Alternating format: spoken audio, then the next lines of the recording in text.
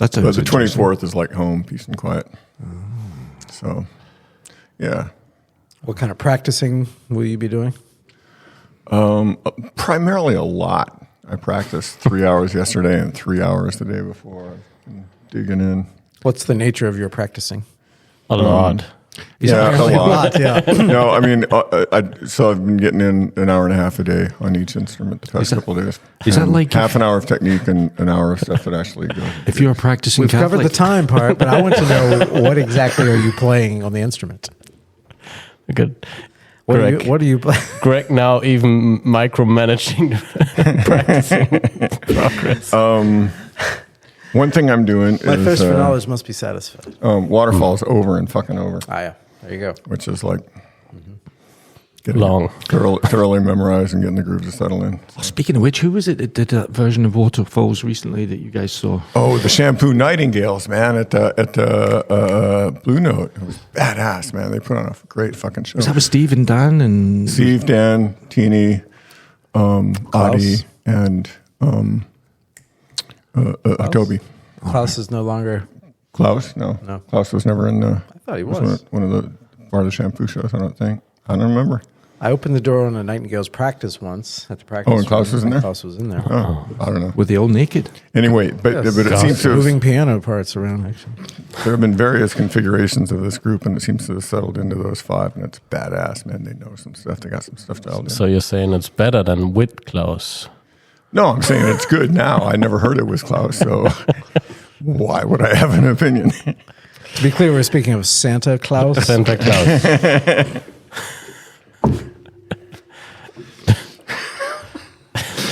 Jim Spekulatius.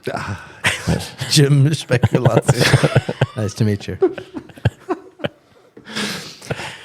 Welcome to the Gossip Hour. Gossip hour. So who else? No, are we but going man, you guys should have met that. That was a great. Next time the Nightingales do a.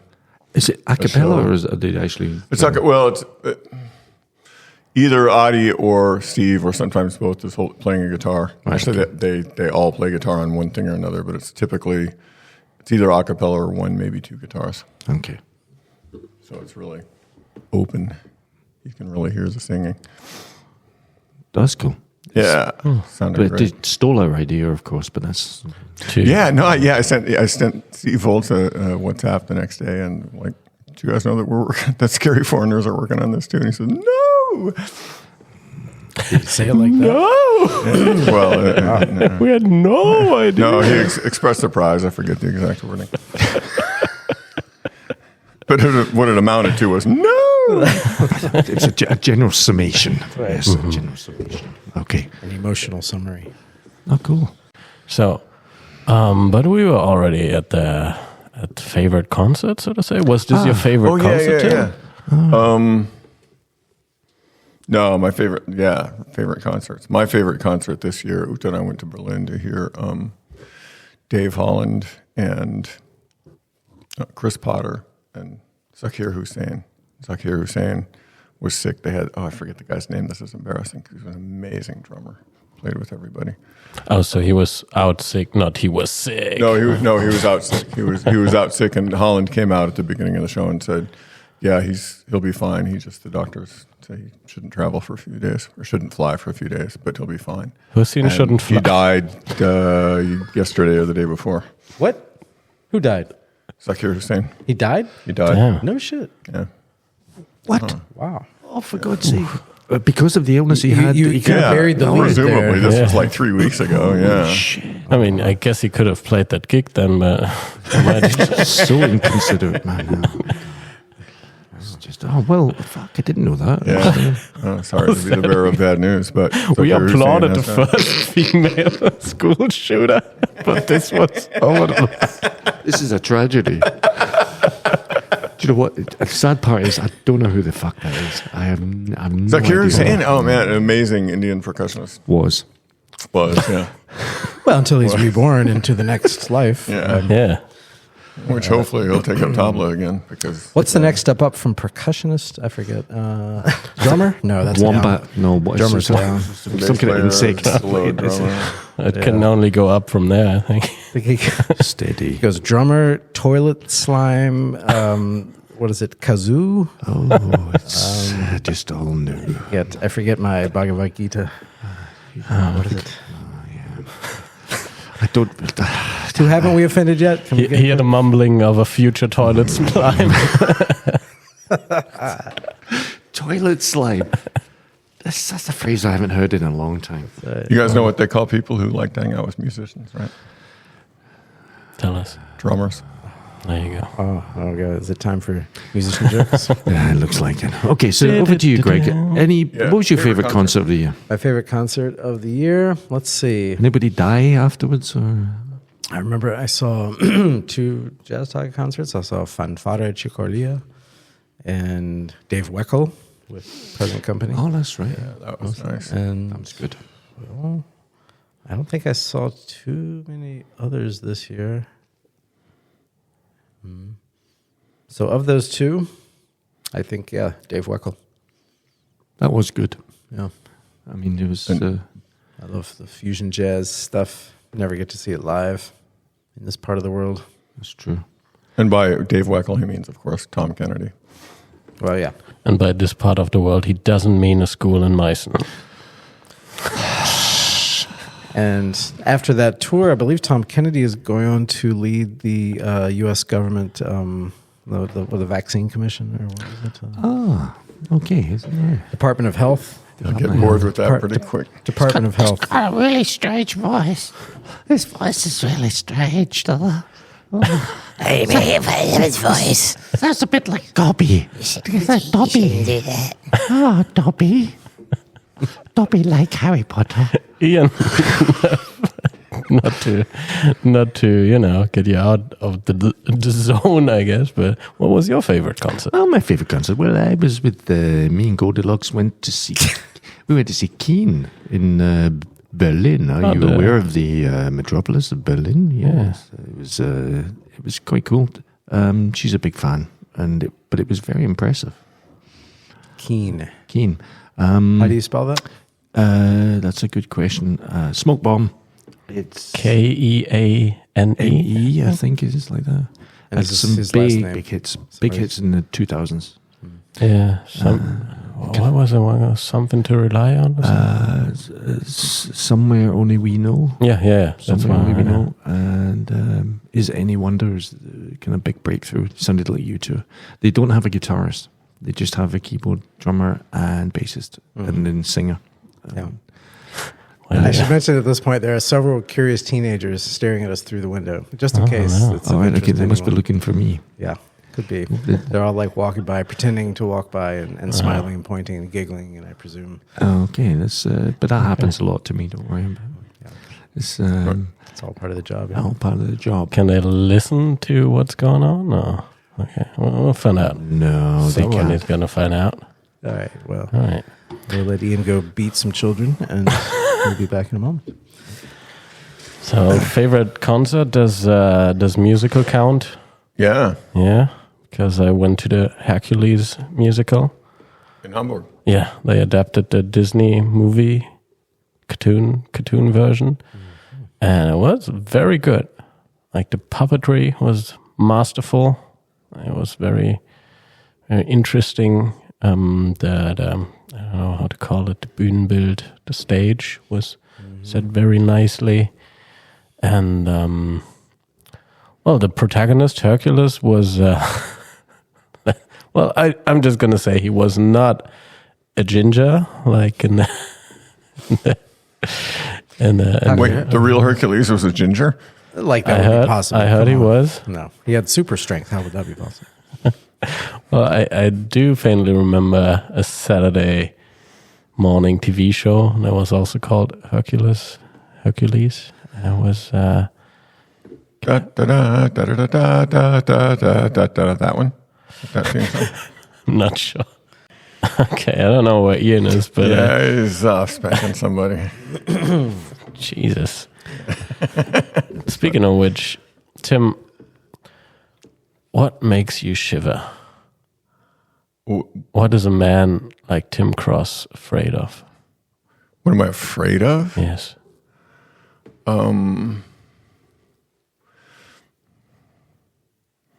I'm afraid of a lot of stuff that's nowhere near me. I'm afraid of famine, drought, mass starvation. Well, you're a different generation, war, I guess. it's like That's an- shit I'm afraid of. That's an Shit that's nowhere. empathetic way, though. What are you personally afraid of that might affect you personally? Man, I've been getting away with murder for 65 years.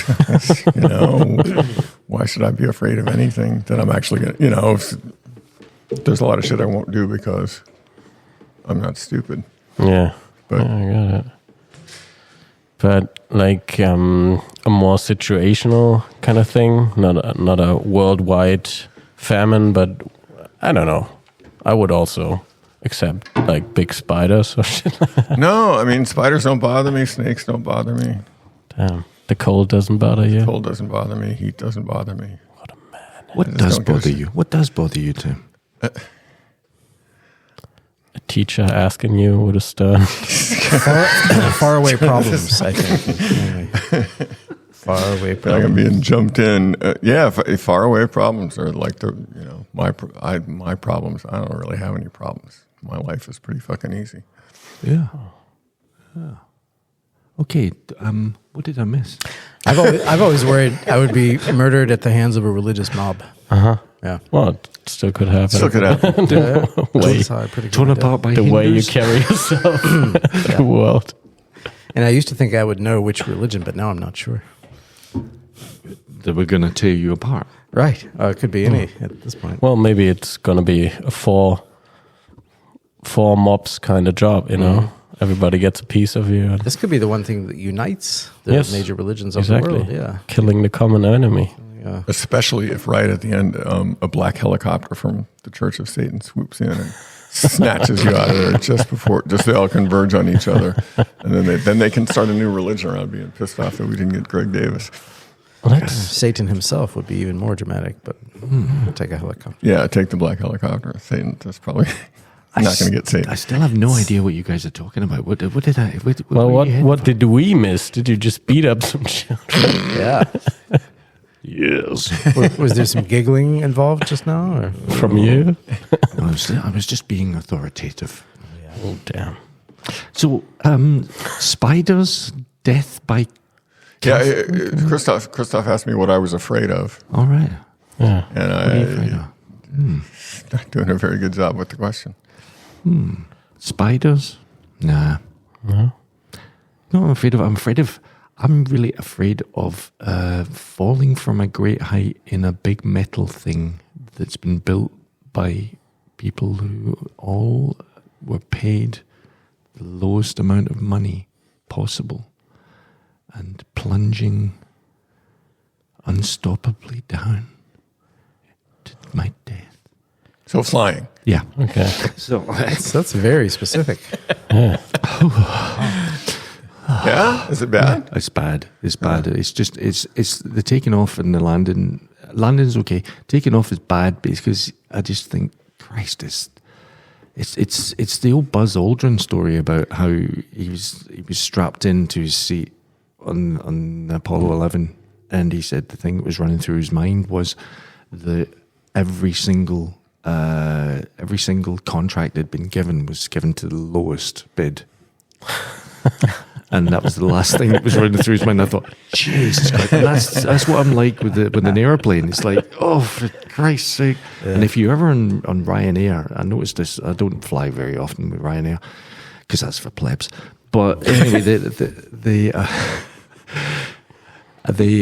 if you're sitting on the aisle seat and you look down as the air hostess, can you really call her Ryanair air hostess? Flight attendant. Flight attendant walks past, you actually see the floor bouncing, and it's like, Jesus, is that right?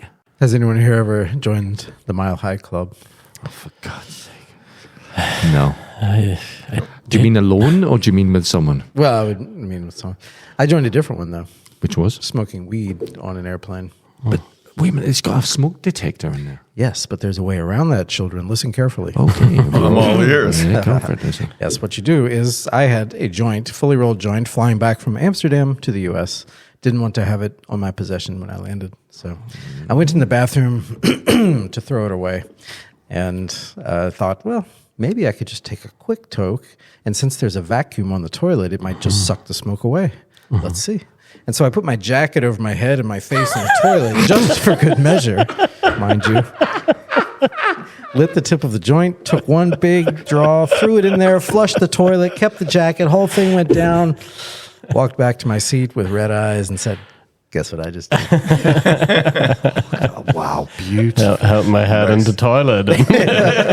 Got a little bit of shit on your nose, but yeah. Cool, bro.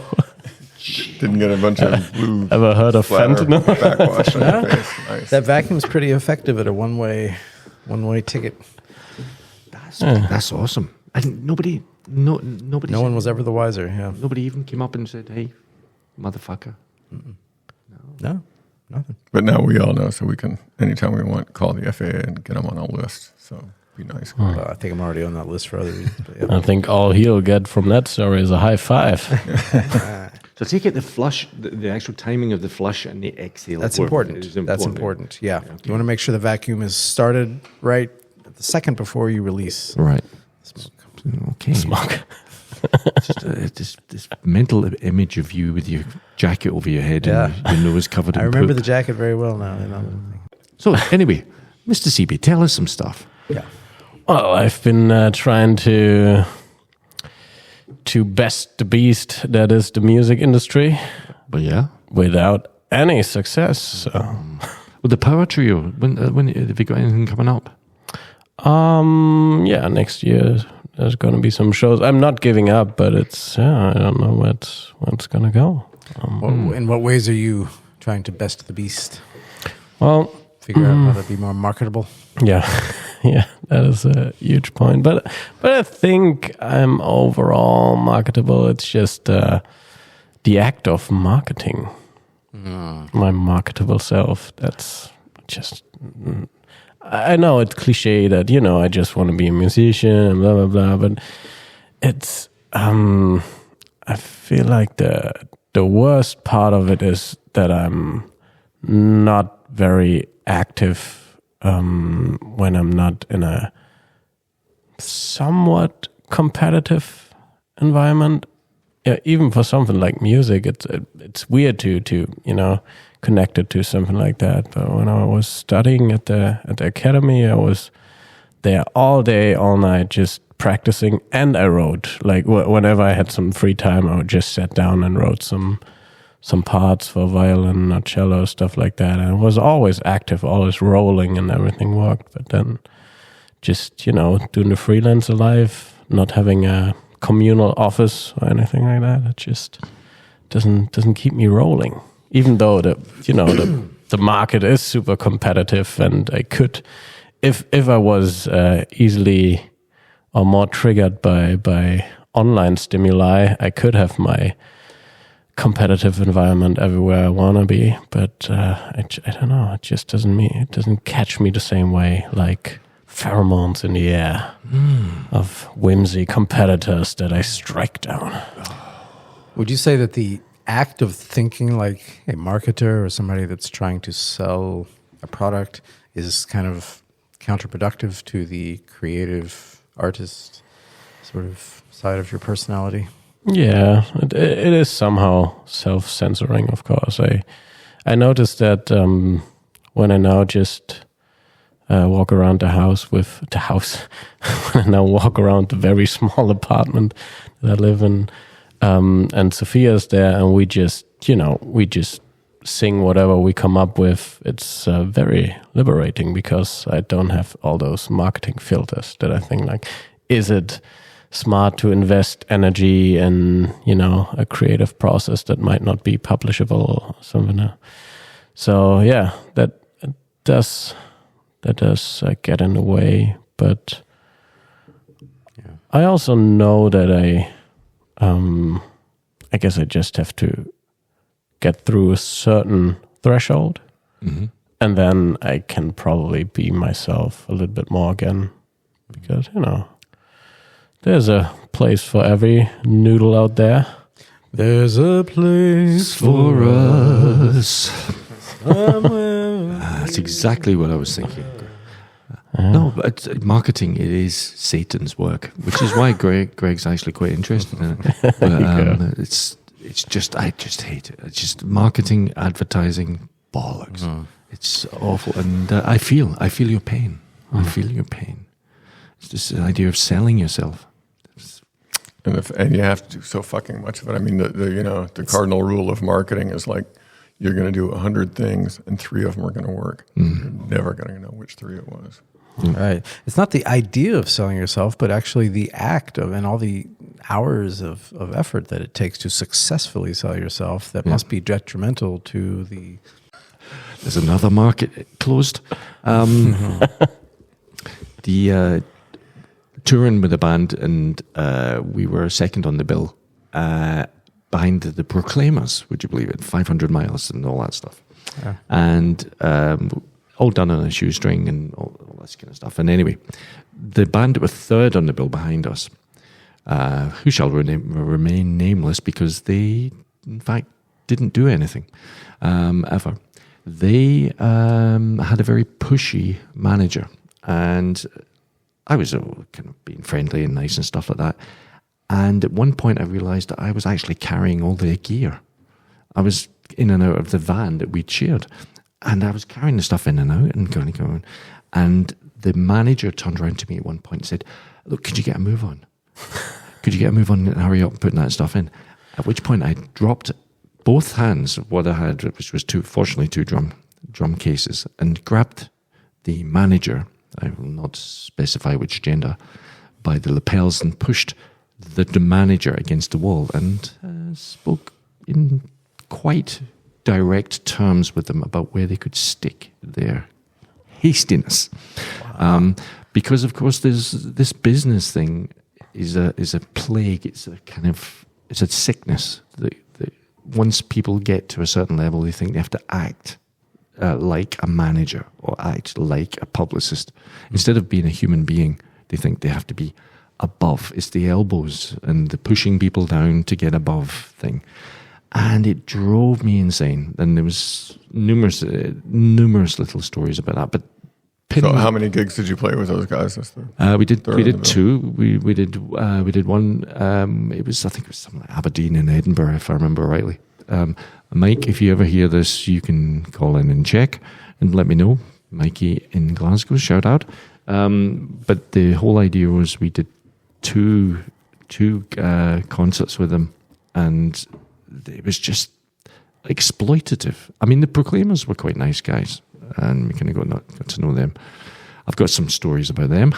Mm-hmm. But I'll throw it open. What about any shitty publicist managers? You have to leave some of those anecdotes for your autobiography now. No. 500 miles behind the Proclaimers.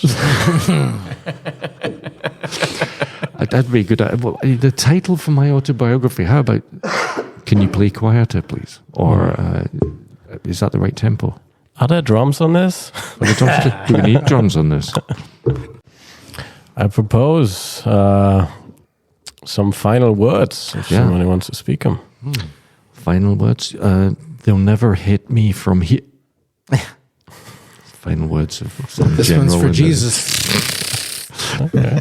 Forgive them, Father, for they know not what they do. www.scaryforeigners.da. Come to a gig, man. We're on stages where we're actually, have our shit together a little bit. Say bye, Greg. Bye, Greg.